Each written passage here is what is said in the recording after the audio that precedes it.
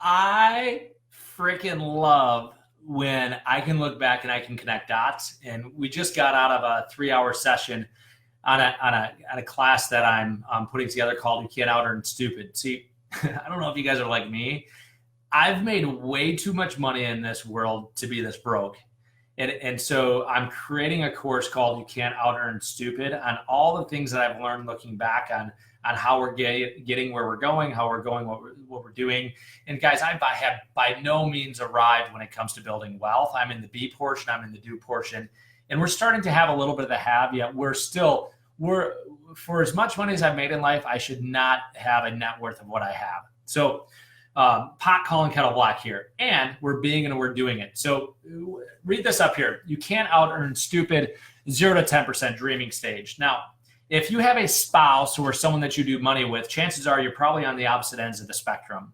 I'm the spender. I'm the guy who will figure it out. My wife wants security. She's common sense. That. So here's what would happen. I'm going to dramatize here.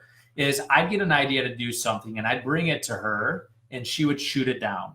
Like I'd say, hey, I'm going to go buy some tennis shoes. And like she'd debate with me. Again, I'm exaggerating. So what would happen was I would position where I would railroad my wife into doing what I wanted to do because I make the money. I'm going to wear her down until she finally says yes. So immediately what would happen was when I would come to her about a purchase or something that I wanted to do, she was defensive, I was aggressive, and it didn't work. And we were like butting heads. And then through our therapy, and if you're married and you don't have a therapist, and especially if you have kids, you're an idiot. And again, sorry for the judgment there yet. Like you need a third party to help you figure all that stuff out. So Jeff, our therapist, said this, hey, you know what? Let Hank dream. So from 0 to 10%, I can say, hey, honey, that new Jeep truck's coming out, by the way. The Jeep truck, it's probably gonna be like $60,000, $70,000 with the way that I want. Right now, I'm dreaming and saying, hey, I'm gonna buy a Jeep truck. I'm gonna do it. You know what my wife's doing? Awesome. Hey, tell me about it. When's it coming out?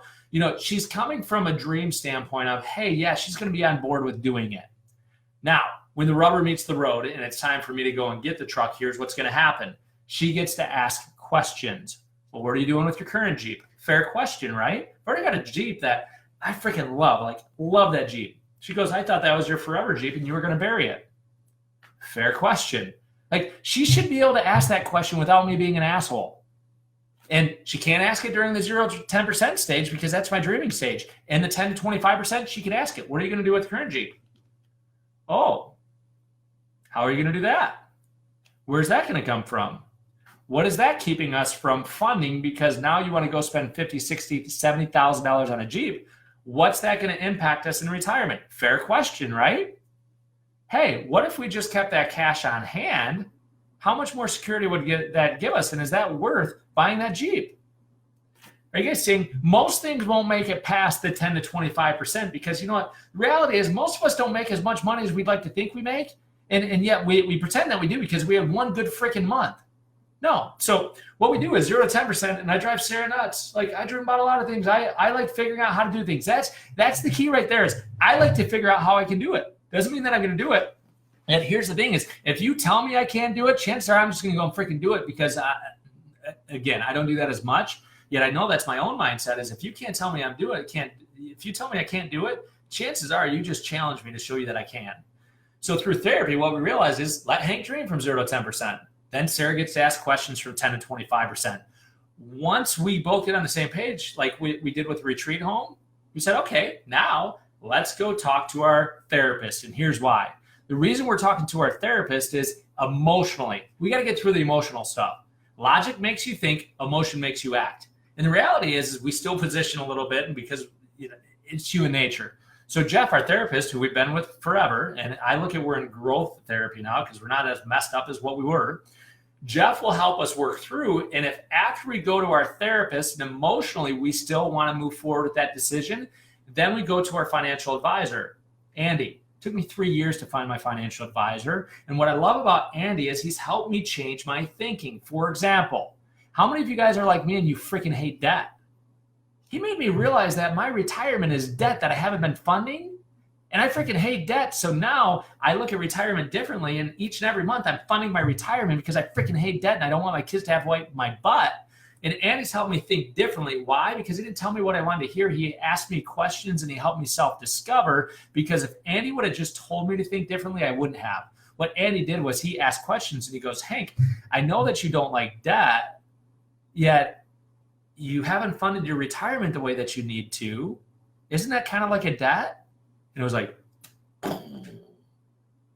it was like, oh my gosh. Yeah, that makes sense. Now, once we make it through Andy, because Sarah trusts our therapist, Sarah trusts Andy.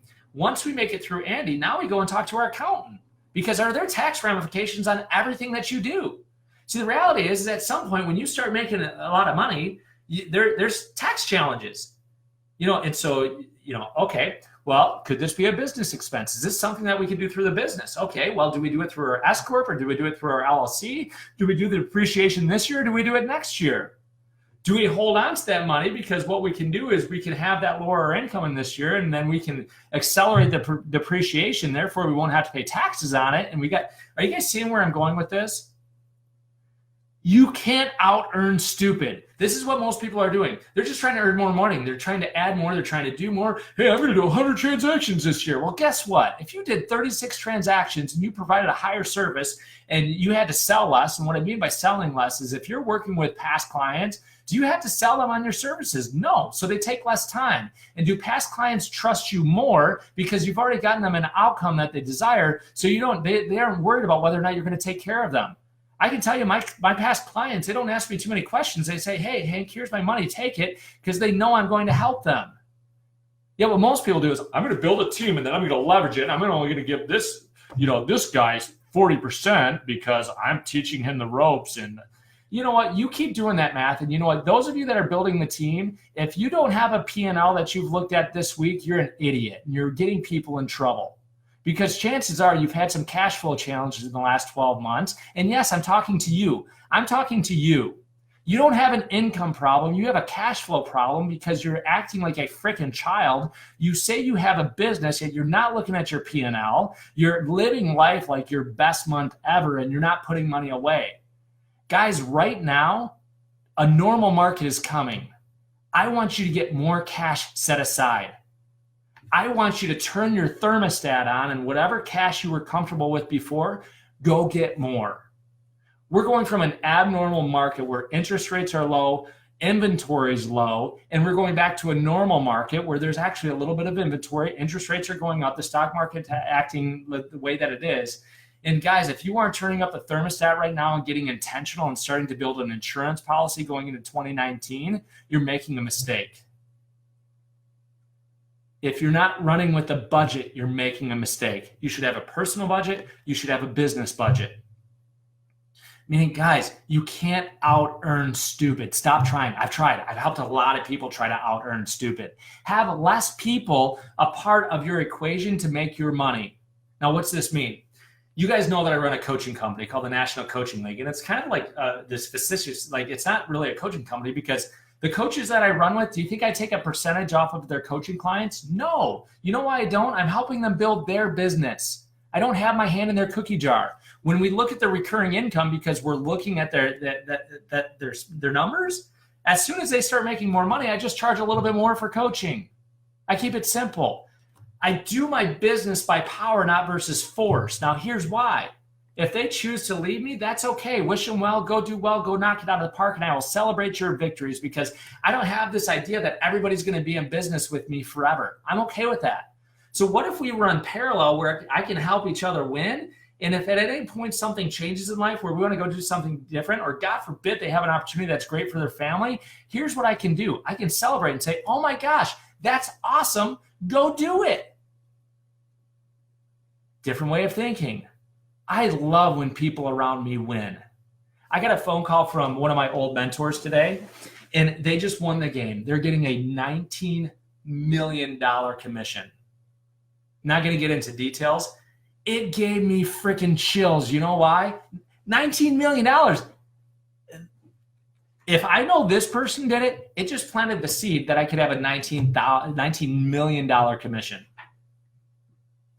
Like, if you aren't excited when people win, if you aren't excited when people are doing things that you haven't been able to do, you come from scarcity and you're an asshole. See, here's the thing is I don't get jealous. When somebody does something or somebody has something that I don't have, I get excited. You know why? Because if they can do it, I can do it. Guys, I'm on a mission to help you guys become financially smarter. I have not arrived. Here's what I found out. The more money I made, it didn't necessarily mean that I was happier. It didn't necessarily mean that I netted more money. And if you come to me and you want to talk gross, we're going to talk net. And if you come to me and you're going to boast about numbers, we're going to say, okay, let's look at your adjusted gross income. Let's look at your expenses and let's see if you're actually growing. I did $1 million last year. Yeah, well, you netted $100,000. You're an idiot. And I know it sounds like I have a lot of judgment in here, yet that's what our society celebrates is gross. They don't celebrate the fact that you're taking your kids to school every single day. They don't celebrate the fact that you're putting them down at night. Like, oh, so you only did 36 transactions this year? Oh, well, you're not going to get an award and we're not going to give you recognition because like that isn't that exciting.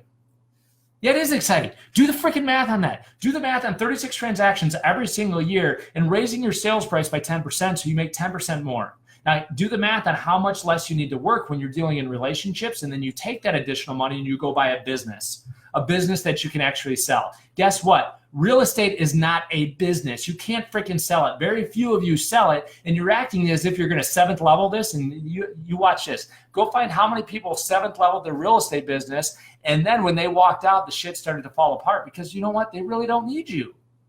And it's not a business. So why don't you take that money and go buy a Little Caesars franchise? Why don't you take that money and go buy a retreat home? Why don't you take that money and go invest in people? Go buy rental property. You guys are treating the real estate business as if it's a business, and what it is, it's a really good income for a job because when you stop showing up, it stops making money. Why do you think I'm so freaking excited about EXP? Because they've given me a model where I can help people outgrow me. Meaning my whole goal is to have people join EXP, help them do so much business that they never need to talk to me again, and then show them how I did it. Think about this. Where in your model does it work where when you help people outgrow you, it's multiplication? It's freaking brilliance. See, most of us just want to do addition. Addition leads to subtraction and burnout. Subtraction leads to multiplication. So when I don't take money from one of my coaches because they got a coaching client, they're more likely to succeed because they're getting a larger spread, like a buyer's agent.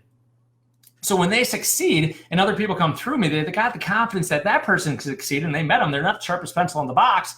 They see that they succeeded. They believe that they can succeed, and more people succeed through me. And guess what? Hank's making more money because now I have 12 coaches paying me $3,000 a month. I have 12 clients. I don't have all their freaking clients. I don't have all that billing. I don't have all that customer service. I don't have all that ego involved in it, and my life's freaking simple. There's a better way, guys. Stop trying to out-earn stupid. You guys like this conversation?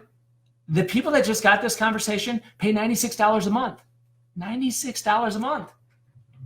The math works. Now I got my 1 o'clock call. Bye, guys. Oh, I feel bad for the person on my 1 o'clock because I'm all fired up.